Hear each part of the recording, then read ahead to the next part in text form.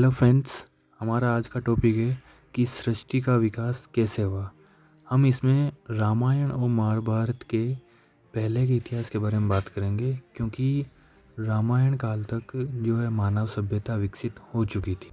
हिंदू धर्म के अनुसार 4 युग हैं: सतयुग, त्रेता युग, द्वापर युग और कलयुग। रामायण त्रेता युग में, महाभारत द्वापर युग में हुई थी। ठीक है, इसका मतलब है कि रामायण जो है महाभारत से भी पहले हो चुकी थी, जिसमें राम भगवान विष्णु के 7वें अवतार माने जाते हैं। विष्णु जी का पहला अवतार हुआ था मत्स्य अवतार, इस संसार को भयानक जल प्रलय से बचाने के लिए और वेदों की रक्षा करने के लिए। वेदों में सबसे पुराना वेद ऋग्वेद माना जाता है। जब आर्य भारत में आते हैं तो इन्होंने ही वेदों की रचना की थी।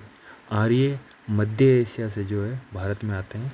उससे पहले जो है इंडिया में द्रविड़ लोग, ऑस्ट्रो एशियाटिक लोग यहाँ पर रहते थे, जो कि सिंधु घाटी सभ्यता से ही यहाँ पर निवास करते थे और ये सिंधु नदी के किनारे विकसित हुई थी। इससे पहले पाषाण युग माना जाता है, जिसकी 3 ब्रांचेस थी: पूरा पाषाण, मध्य पाषाण और नवपाषाण, जिसमें सबसे पुराना था पूरा पाषाण। ठीक, पूरा पाषाण में लोग जानवरों का शिकार करके अपना पेट भरते थे।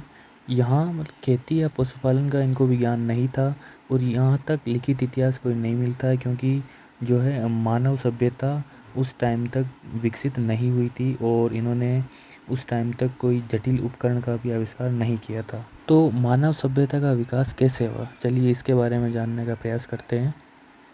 मानव सभ्यता के पहले के इतिहास के बारे में सबके अलग अलग मत है। सभी वैज्ञानिकों को अपनी अपनी राय है कि जीवन आखिरकार बना तो बना कैसे। ऐसा माना जाता है कि पृथ्वी एक आग का गोला थी, फिर धीरे धीरे ये ठंडी होती गई।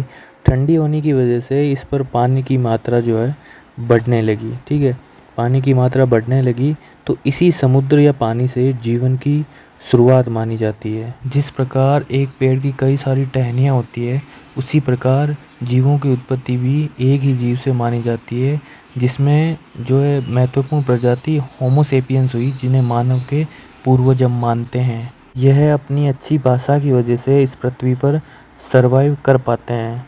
धार्मिक दृष्टि से बात करें तो सृष्टि की उत्पत्ति ओम से हुई है, जिसका मतलब है सृजन यानी निर्माण करना, पालना और उसका संहार करना। मतलब कि जीवन जो है किसी न किसी एक ही वस्तु से बना है। आज भी ये जानने का प्रयास किया जा रहा है कि आखिर जीवन बना कैसे है।